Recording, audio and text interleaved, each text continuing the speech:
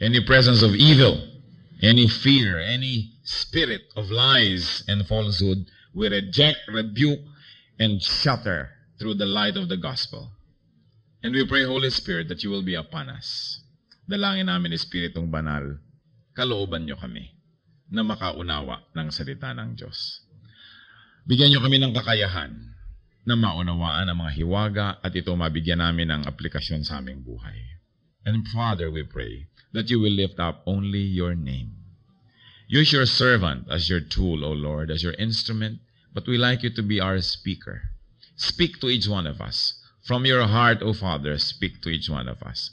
Ang inyo pong kalooban ang maganap. Maring may iba-iba kaming layunin sa pagparito, subalit yan aming isinusuko sa inyo. Ang layunin nyo ang makapangyari, ang kalooban nyo ang maganap, at ang pangalan nyo ang mataas. Speak to your people. Feed us. Challenge us. Heal us, O Father. In Jesus' mighty name we pray. Amen.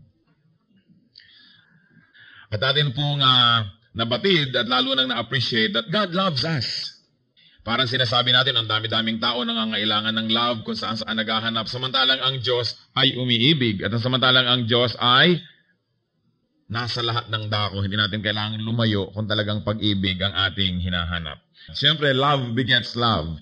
Kung ang pamagat naman ay love God. Parang napakahirap sabihin sa ilan sa atin yang, I love you, Lord. Kasi sabihin natin, hindi ko naman talaga nararamdaman, hindi ko namimiss ang Diyos. May mga ganong klaseng feeling. Meron naman talagang with feelings, we can say, I love you, Lord. But what is man's love for God?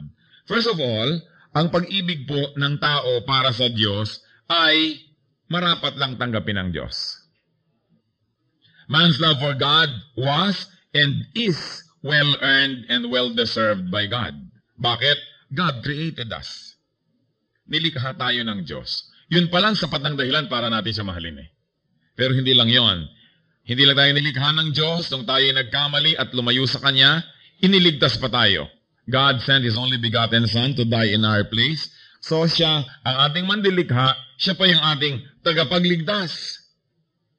Sa iba't ibang mga religions, makikita nyo yung mga tao, sila ang nagdadala ng offering sa kanilang Diyos. Sa mga Diyos-Diyosan. Hati mga buhay ng mga bata, ibinibigay nila, sinusunog, kung ano-ano. Pero itong Christianity is very unique. That God is the one who made an offering for the people. And God offered Himself. Siya ang namatay para kabayaran ng kasalanan ng mga tao. Yun pa lang, napakagandang dahilan na upang siya mahalin natin. Pangalawang napakagandang dahilan. Pero meron pang pangatlo. God provides for us. Sa lahat ng ating pangangailangan, God has provided. In fact, if the Lord has not provided for your every need, you will not be here today. Dapat namatay na tayo somewhere sa gutom, sa uhaw, hindi na tayo na-protect. Wala na tayo dapat dito. Your very presence is a testimony to the fact and is a proof to the fact that God has been a good provider. Sa katunayan, yung mga nagjejeta at pinipilit talaga na labanan ng tukso ng sobrang pagkain, isang malaking patotoo that God really provides, tayo pa ang umaayaw. Tayo pa ang umiiwas. God provides. And then, there's another reason why our love is well-deserved by God. God forgives us. In other words, God always gives and forgives. Paano nyo pa ba naman hindi mamamahal ang isang ganyang uri ng pagtingin? God created us, God saved us, God provides for us, and God continues to forgive us even while we commit errors. Kumisan tayong mga tao, pag meron tayong minamahal, meron tayong nailigtas, meron tayong tinutulungan, binibigyan ng provision, aba, ang higpit-higpit na natin. Pag nagkamali yun talagang sinusumbatan na agad at sinusukat. But God, who created us, who died for us, who provides for us, even continues to forgive. Ang bait-bait niya. Kaya nakikita po natin that our God, our love for God is well deserved by Him. Now, what else can we say about man's love for God? It is expected of God's people. Kung tayo ay anak ng Diyos, inaasahan lang na mahal natin ang Diyos. Karapat-dapat lang. Bihira naman yata kung meron man anak na hindi nagmamahal sa magulang. Minsan nagtatampo, Kuminsan, akala mo hindi mo mahal dahil teenager ka pa lang, lagi kang pinipigil, pero pag laki-laki mo, nagkaedad ka sa mga, ay tama pala siya. Kaya pala, mahal na mahal ko siya. Kaya lang minsan may mga moments that love is clouded by our personal interests. But then, it is expected of God's children to love Him. Sabi sa John 8:42, Jesus said to them, if God were your Father, kung anak ka talaga ng Diyos, ama mo siya, you would love me. Kung anak ka ng Diyos, mamahalin mo ako, sabi ni Jesus. For I came from God, and now am here. Ako'y galing sa Diyos, ako'y anak ng Diyos, so kung talagang anak ka ng Diyos, dapat mahal mo ako. It is expected of God's people. So first, it is well-deserved, then it is expected. What else can we say of man's love for God? It is commanded by God. Sabi sa Matthew 22:37, Jesus replied, love the Lord your God with all your heart and with all your soul and with all your mind. Utos pa rin.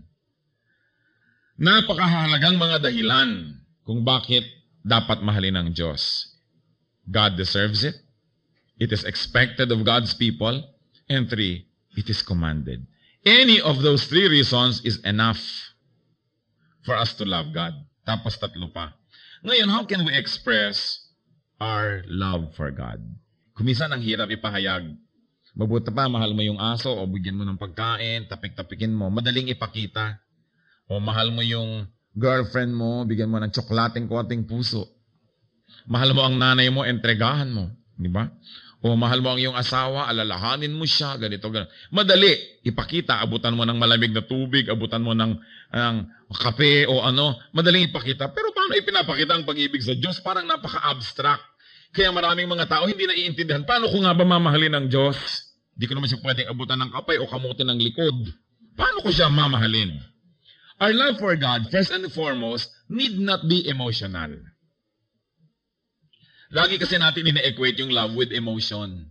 Marami sa atin parang hindi emotionally involved para tuloy hindi natin mahal ang Diyos.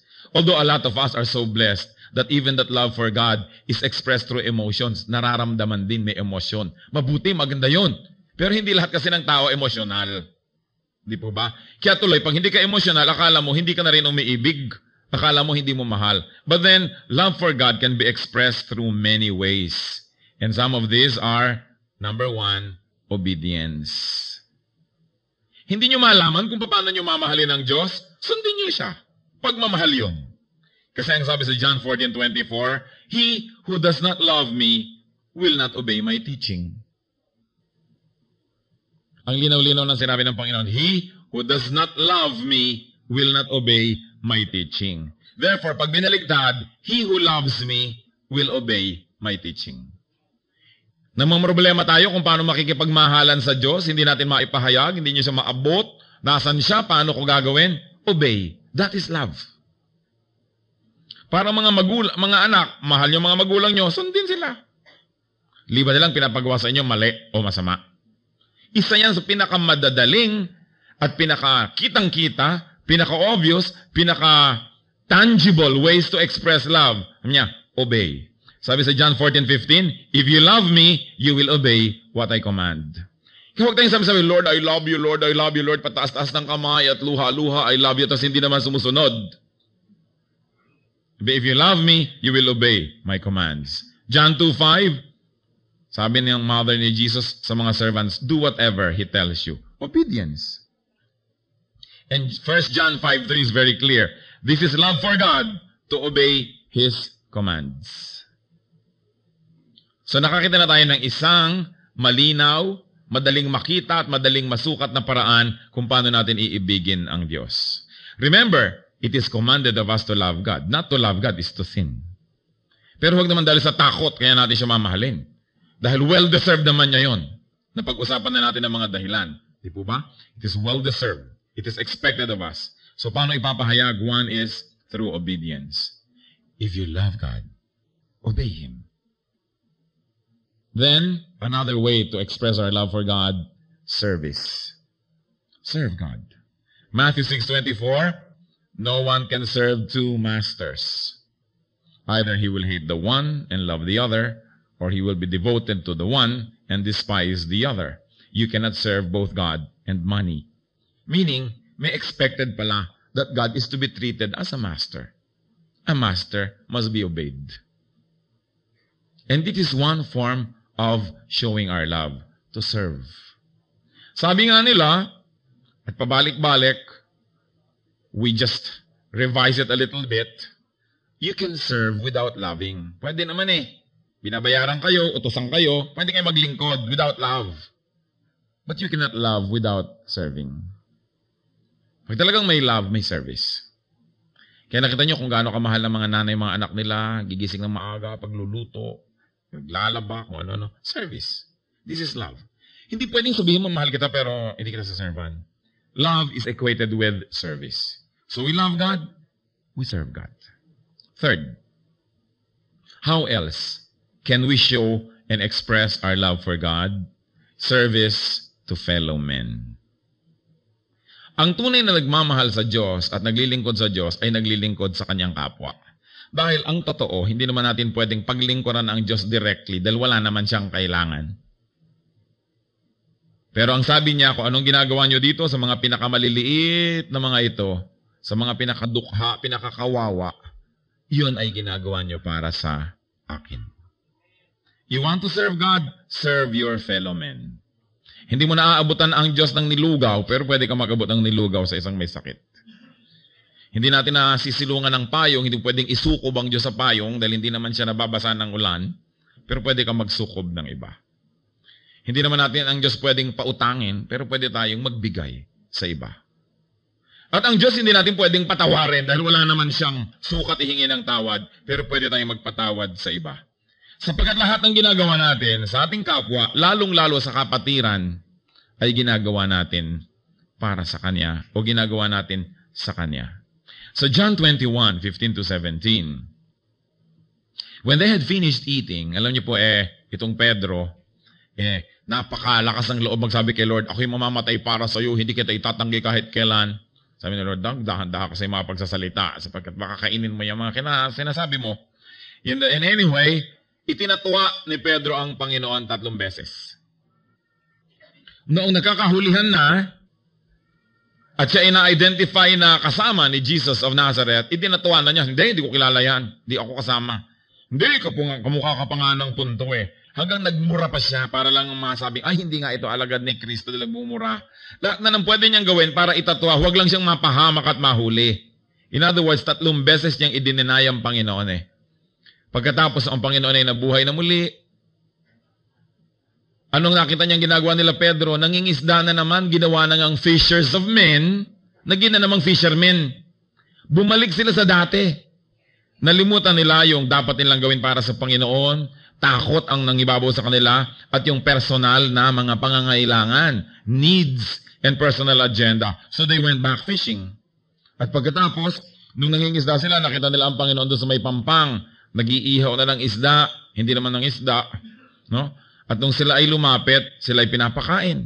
Pinaglilingkuran sila. At namagitan kay Pedro at sa Panginoon tong usapan na ito.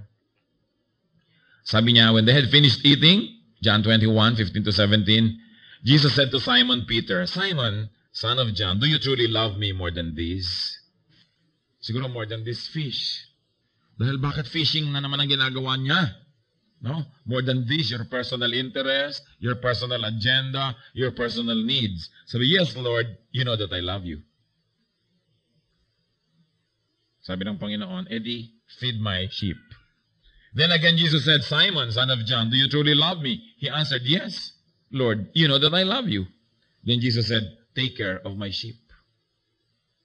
Pangatlong beses ka na lang naman siya, Simon, son of John, do you love me? Peter was hurt. Because Jesus had asked him the 3rd time, do you love me? And he said, Lord, you know all things. You know that I love you. And Jesus said, feed my sheep. 3 beses na idinenay ni Pedro ang Panginoon. Kaya 3 beses siyang tinanong ng Panginoon. Ang ganda-ganda ng mga even numbers. No? 3 hakbang bumaba si Peter sa denial 1, 2, 3. So tinanong siya, do you love me? Nakaakyat siya, yes. Do you love me? Yes. Tumakyat siya, yes. So bale, na-restore siya sa kanyang former place. But beyond that, there was a very deep thing that was happening between Peter and the Lord. Kasi ang ginamit dito sa Greek, if you will read it in Greek, ang sabi ng Panginoon, Peter, do you agape me? The highest form of love, yung talagang sukdulan. Sabi naman ni Peter, yes, Lord, you know, I phileo you. The second level of love. At least honest si Peter. Sabi niya, therefore, feed my lambs. In other words, kung mahal mo ako, pakainin mo itong aking mga anak. Tinanong na naman ng Panginoon si Peter. Sabi ni Lord, do you agape me? Sagot na naman ng Peter, Lord, you know that, yes, Lord, I phileo you. Tend my flock. Take care of my people. Ang sabi na po noon, yung pala't mahal mo ako. The third time, diba? Nasakta na si Peter. Dahil nung third time, ang sabi na ni Lord, Peter, do you phileo me? Ibinaba na rin ni Lord yung tanong at yung expectation. Nasaktan si Peter dahil yun ang totoo. Sabi niya, Lord, you know everything. Paano ko maglilihim sa iyo? Alam mo naman, I only phileo you. Sabi niya, never mind, feed my lambs. Kaya ang ganda pag binasa mo siya sa Greek, yung no one says, you know, English is a very handicapped language. Sa English, yung love, love lang eh. Love, love, love, love, kahit ano. Diba? Sa Greek, may 3 degree pa. Agape, phileo, eros. Iba pa yung eros, the cheapest form of love, yung erotic love, yun, yung eros. Diba ba? Yun yung pinakamababa. Kaya pag may mga dalaga, pag may nagsabi sa inyong binata, I love you, ano, do you eros me? Do you phileo me? O do you agape me? Bistado agad. Di ba? In any case, sabi niya, mahal mo pala ako. Therefore, feed my people. Mahal niyo ang Diyos. Mahalin niyo ang kanyang mga anak. Ang dali-dali kasi mga Kristyano maging hypocrite. I love you, Lord. Patulo-tulo pa ang luha at blah, blah, blah. Tapos hindi naman mahal yung katabi. Di ba? You don't care kung if drops dead. Tawagin ng Asheret, ipadampot ang bangkay.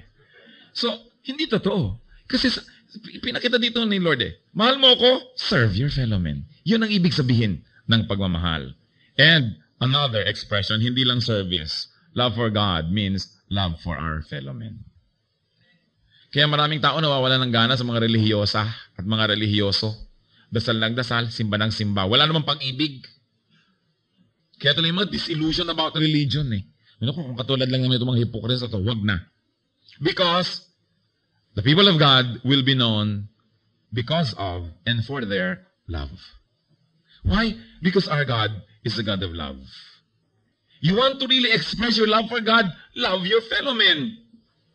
Once more, hindi emotional. Kasi alangan mo ma-emotional involved ka kahit kanino na lang. But to love a person is to serve, to be committed to his or her well-being. That is love.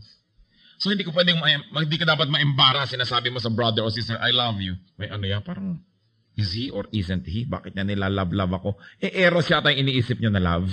Di ba yung phileo, filial love. Yung pang-familia, yung pang-tatay, kuya, regardless of gender. Meron ganung love. Love for fellow men. Sabi sa Mark 12:23, ano daw ang mahalaga? To love God with all your heart and with all your understanding and with all your strength and to love your neighbor as yourself. It is more important than all burnt offerings and sacrifices. Higit na mahalaga sa Diyos yung pag-ibig natin sa ating kapwa kesa sa mga kung ano-anong mga sakripisyo. Hindi ako kakain ito, hindi ako kakain yan, magtitiis ako, magpapakamartir ako, mag-o-offer ako nito, itong akin donation. Mahalaga yung mga bagay na yon, subalit mas pinahalagahan ng Diyos ang pag-ibig sa kapwa. At sinabi, love your neighbor as yourself. So mahalaga rin mga kapatid sa pag-ibig natin na marunong tayong umibig sa ating sarili. Kasi ang sabi, love your neighbor as yourself. Ibig sabihin, kung gusto mong takasan ng pag-ibig sa iyong neighbor, takasan mo rin ang pag-ibig sa iyong sarili. Mahalin mo rin ang iyong sarili. Kasi kung paano mo lang minamahal ang sarili mo, dun mo lang mamamahal ang iba. Hindi naman tayo tinuturuan na magpakamartir at huwag mahalin ang sarili. Pero sabi, huwag mo lang mahalin ang sarili mo higit sa pagmamahal mo sa kapwa mo. Ibig sabihin, ayaw mo na ikaw ay sinusutsutan, huwag ka mong sutsot sa iba. Ayaw mo na ikaw ay ginagaspang-gaspangan ng kilos, huwag kang maging magaspang. Ayaw mo na pag-uusap-usapan ka, huwag kang mag-usap-usap tungkol sa iba. Sabi, kung paano mo minamahal ang iyong sarili, mahalin mo yung kapwa. At yun ang isang pinakamabisang pagpapahayag ng pag-ibig natin sa Diyos. Love your neighbor as yourself. 1 John 4:20, if anyone says, I love God, yet hates his brother, he is a liar. For anyone who does not love his brother whom he has sinned, cannot love God whom he has not sinned. Kaya gusto ko mga kapatid, ito, pagbulay-bulayan natin mabuti itong verse na to. Kasi sometimes even in one church may nag-aaway. Magkapatira, nag-aaway. Naglalabanan sa pagiging deacon, naglalabanan kung sino ang magiging pianista, mga kapatid na nagtatalo-talo, nagdi-divide, maghahati-hati sa mga flock, sisiraan si kabila. Come on! Pag ginagawa na yan, wala na dapat maniwala. Kasi kahit gaano kaganda ng doktrina, kahit gaano kataas ang pinag-aralan sa theology, kahit gaano kahusay mag-preach, kahit gaano kahusay magdasal, at kahit gaano kahusay magturo ng mga Bible study, pag nakikipag-away siya, lalo sa kapwa niya Kristiyano, wala na siyang right kasi nakita mo na hindi niya mahal ang Diyos. Sabi, paano mo naman mamamahal yung Diyos na hindi mo nakikita kung itong nakikita mo na hindi mo pa mamahal? Paano ka pa makakarelate sa hindi mo nakikita? Yang sabi, mahal mo pala ang Diyos, edi mahalin mo ang iyong kapwa. There are many doctrines that are important. But the moment you hurt someone and fight with someone over it, you lose the podium on which you can speak and from which you can address the people. Kasi wala ka ng love eh. Aanin ko, ang galing ng turo kung walang love.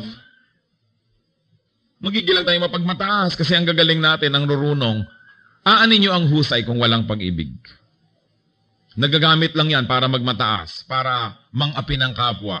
Pag ang husay-husay mo, tas wala kang pag-ibig, anong mangyayari? Di po ba? Very destructive. It is love that tempers everything. And love is and should be the primary attraction of a church. Aside from its doctrinal soundness, siyempre. Dahil maraming kulto, loving. Pero eros, yung we will love you, yung pala ay makikipag-sex sila sa inyo. Ang daming ganong kulto. Na yung mga leader, ang lahat ng mga asawa ng member niya, asawa na rin niya dahil siya ay loving. Meron pa na kulto na ang mga tao, they live in communities and colonies, na halo-halo sila doon, babae at lalaki, nag-aasawahan sila doon, dahil daw God is love. Eros ang pinag-uusapan nila, hindi agape. Kaya huwag tayo nagpapalito sa mga ganon. We are surrounded by many cults like this. So, anong sinasabi natin? Mahal ko pala ang Diyos, therefore, mahal ko ang aking kapwa. Sinungaling daw. Yung nagsasabi na mahal ko ang Diyos, tas hindi niya mahal ang kanyang kapatid. Again, let me be emphatic, hindi emotional love ang pinag-uusapan, kundi yung tayo ay nakalaan na gumawa ng tama para sa ikabubuti ng kapwa, kaya namimiss nyo siya, kaya hindi, love nyo siya. Hindi laging emotional. And 1 John 4:21, and He has given us this command, whoever loves God must also love his brother. Paano yun? Through service. When I serve you, I love you. Hindi kailangan na nasa wallet ko ang picture nyo at namimiss-miss ko kayo. Bip ako ng bip sa inyo na nagkape ka na ba o something. You know, romantic love yung pinag-uusapan ng mga tao kuminsan eh. But love has many forms and many facets. Romantic love happens to be the lowest doon sa rango ng love. Kaya yung romantic love, ang pinakamabilis ding mawala. Hindi po ba? Kung gaano kabilis dumadapo, gaano kabilis nawawala. And there's a very thin line between love and hatred that it is so easy to hate the one you used to love. Kung romantic love yun. Kaya sa romantic love, laging may binibigay si Satan na deception. Kasi lalo ang mga Pilipinong ubod ng sentimental. Talagang pag nadinig na ang tugtog. Diba? Wala na. Sira na ang tibay ng loob. At susunod na sa pag-ibig, kahit kasama at papunta sa impyerno. But to love the brethren. But in the next series, in the next part of the series, we're going to talk more about loving the brethren. Kasi tatlo ang love na ito eh. God loves me, I love God, and I love my fellow men. But so far, and suffice for our needs now, ang pag-ibig sa Diyos is best expressed by loving, by serving other people. This must be the primary attraction of a church.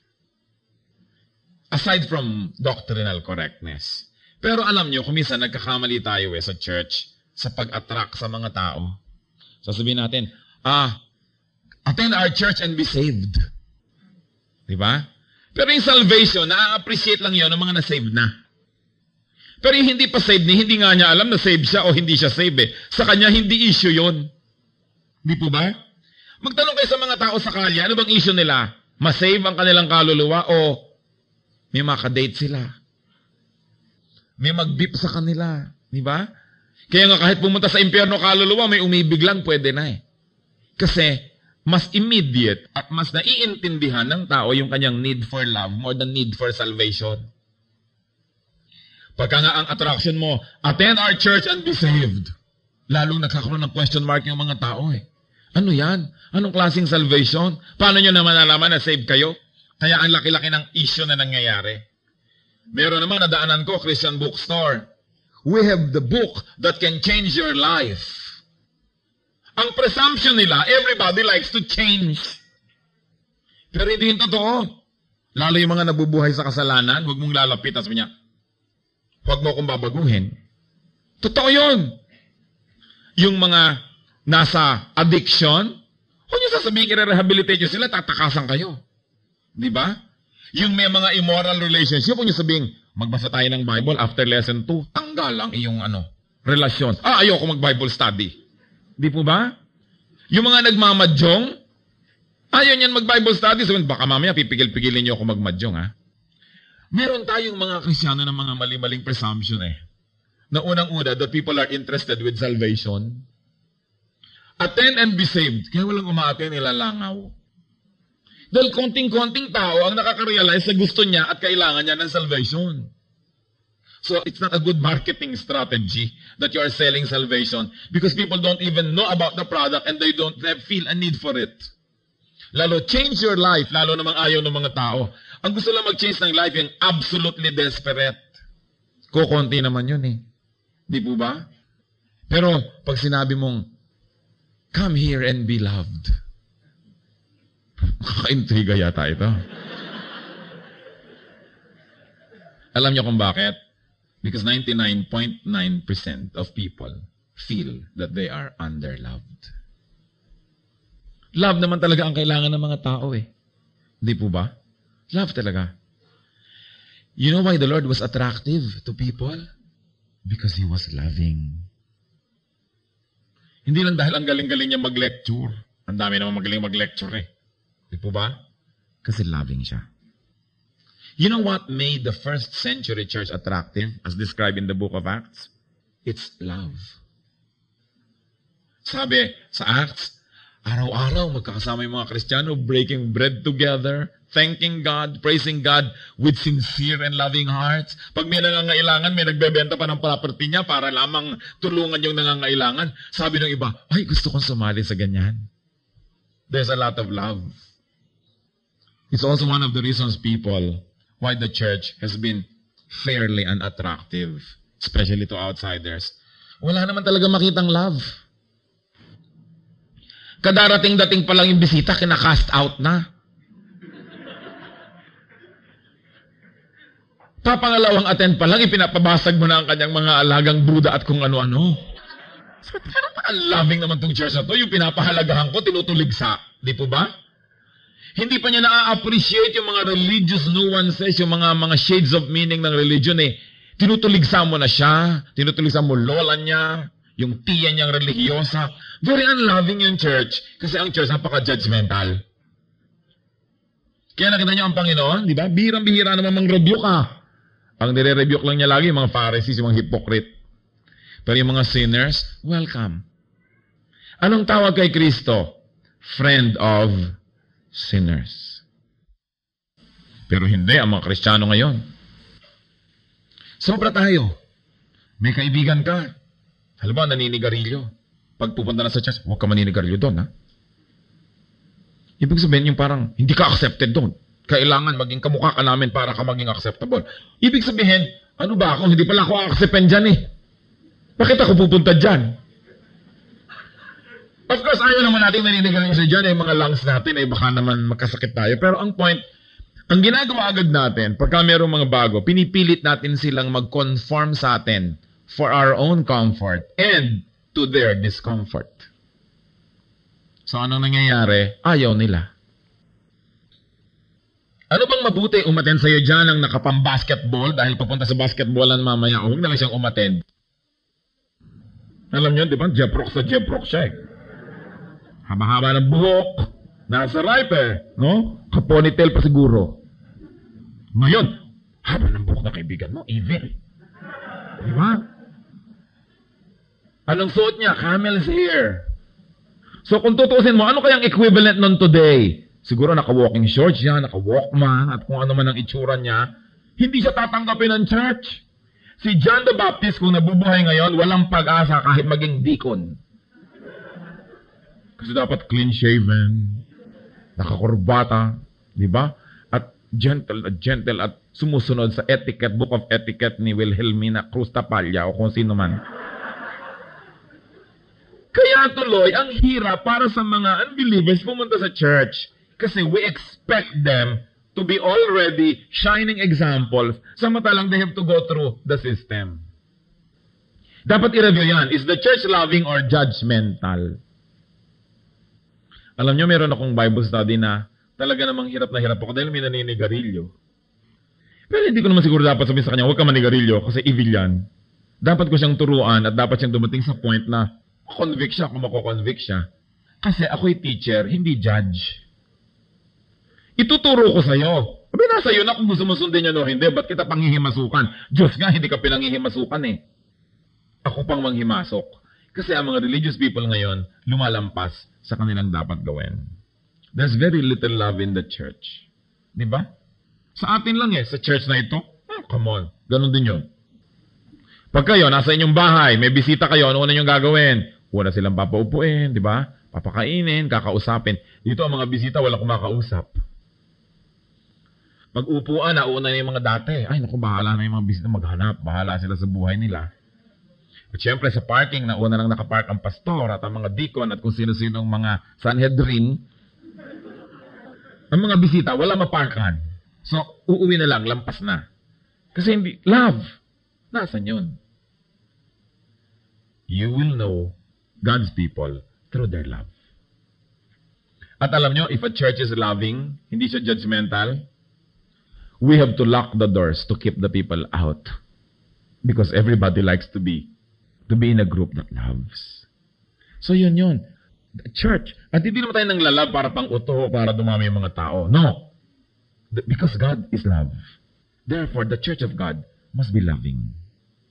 Eh, hindi pa paano ka nga ba naman sa church na yan, nagkasala ka, biglang pupulpituhin ka dito. Umamin ka na! Sino sa kanila ang kalaguyo mo? Yun ho, naka-blue. Siyempre, nina-nervous ka naman. Ayoko na sa church na yan, nakakatakot.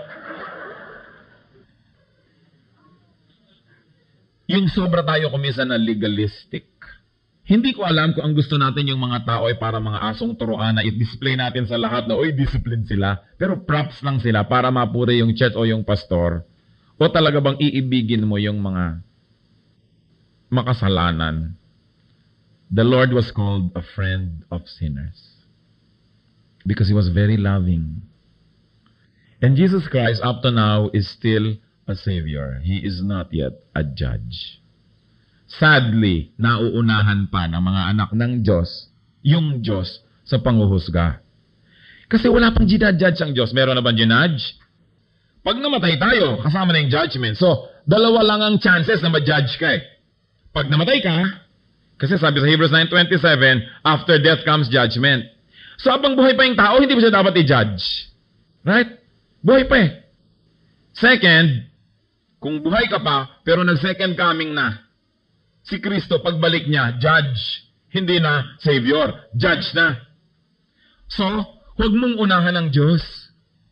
Either buhay pa yung tao o hindi pa nagse-second coming, we are not in the business of judging. We are in the business of loving. Marami kasi mga pastor, maraming deacons, deaconess, maraming church, mas mahigpit pa sa Diyos. At meron naman mga makasalanan, napatawad na ng Diyos, hindi pa napatawad ang kongregasyon.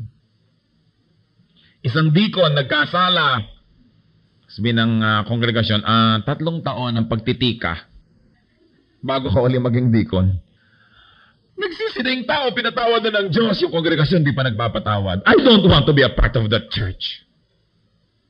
Diba? Bakit ako pupunta sa church na ako ang ikikriticize, ako ang i-judge? Heto na nga ako, duguan, sugatan, pumupunta sa ospital, pagkatapos bubugbugin nyo palalo. The church must be loving. Hindi konsentidor, okay? But we accept people as they are. And then, study the Word together. And worship God together. And then, let the Holy Spirit minister to the person para siya gumaling. I can only assist. I can only say, this is what the verse says. And as the Spirit leads, this is what it means. And this is how it can be applied. But you will not be judged. All the church that is to do is go back to the original loving chemistry of the first century church. Kita nyo, napaka-loving ng church. In one day, 3,000 people were saved. Who will not be attracted to love? Tell me. Sino? Kahit nga sino pagka iniibig mo, talagang nahuhulog ang loob sa'yo kasi minamahal mo People respond to love. So tayo mga Christians, we want to teach the gospel. First, bring the gospel of love. Hindi yung judgment.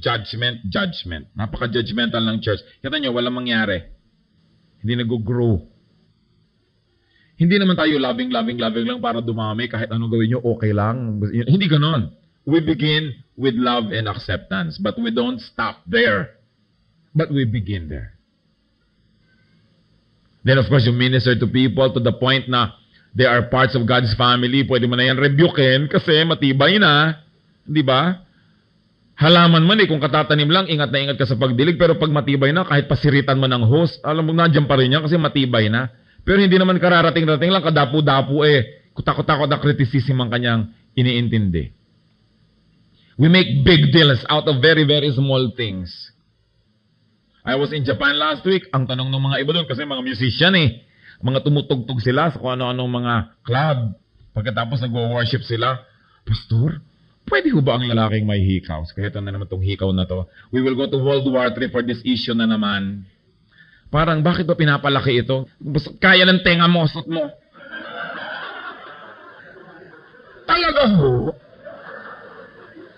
Baka naman nakatabingin na yung ulo mo wala ka na sa lugar niyan. Kasi meron naman talaga big deal yung hikaw na yon. Di ba? Dahil yung iba na-offend. Sinong na-offend? Ito yung mga conservative na naman. Maraming tao mas conservative kaysa Diyos. Hindi ko naman sinasabing ine-endorse ko yung hikaw na yan. Pero ang point, come on, marami tayong ibang dapat pag-usapan kaysa laging yan na lang nang yan. Kung talagang ayaw mong paawat isuot yan, bahala ka sa buhay mo. Pag sumabit ka sa jeep, nakaladkad ka, pasensya ka. But it's a personal matter. Yung buhok-buhok lang na yan, kung susukatin ng hindi acceptable lang yung hair. Hindi ka pwede. O ang palda dapat ganito. Big deals. You know, in the absence of big things, small things become big. To small minds.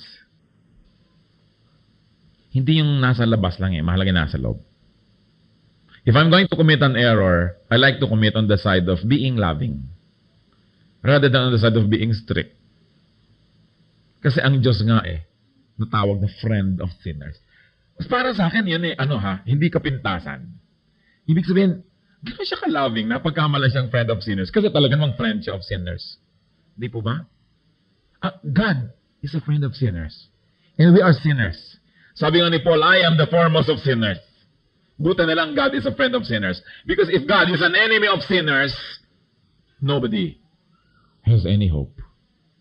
Not you, not me. God hates sin, but He loves the sinner. Make sure you isolate the sin from the sinner. Di po ba? Ngayon, hindi naman kung mo love nyo yung sinner, love nyo na rin yung sin. Isolate it, magkahiwala yon. But the church must be loving. Ang bigat-bigat na ng daladala ng mundo, ang dami-dami ng problema, ang dami-dami ng hinagpis dito doon. Pagdating ba sa church, ganun uli? Intriga na't intriga sa labas, sa church ba ganun pa rin?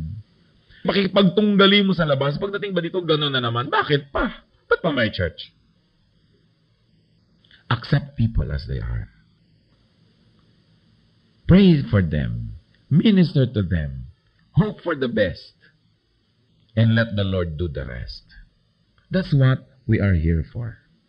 Because we are a church. So remember, brothers and sisters, God loves you. We've got to love God. If you don't know how to express your love for God, just love your fellow men. Because whatever you do to the least of His people, you do to the Lord. Let's bow our heads before the Lord. I like to pray for people.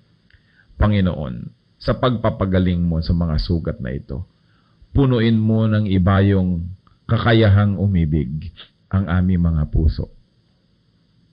Teach us also, Lord, to love beyond reason, to love beyond the mind and the brain, but to love because you are a God of love. Turuan mo kami, Panginoon, laging maging mapagpatawad.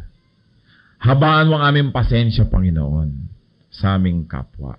Bigyan mo kami ng kakayahang maunawa, maging yung mga punto de vista at mga ideya na salungat sa mga ideya namin.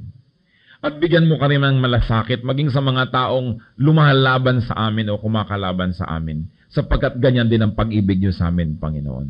Turuan niyo kami to be above and beyond the Gentiles who love only those who love them, who love only the lovable, but teach us to love the unlovable, to do kindness to those who do evil to us. At nang sa gayon, Panginoon, the power of love will emanate from our hearts, touch the world, and win the world for you.